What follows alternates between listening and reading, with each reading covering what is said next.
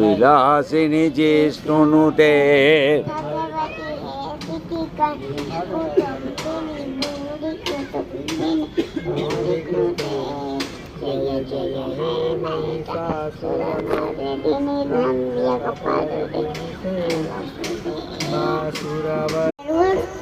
અમે બોલીશું તો તમે લોકો સાંભળજો કે રીમ બોલે છે રામાયણ શ્લોકની.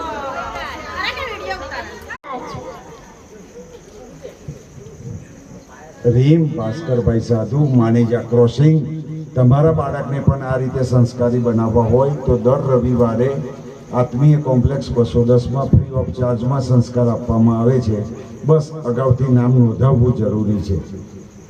બોલો રામાપીર મહારાજ કી જય.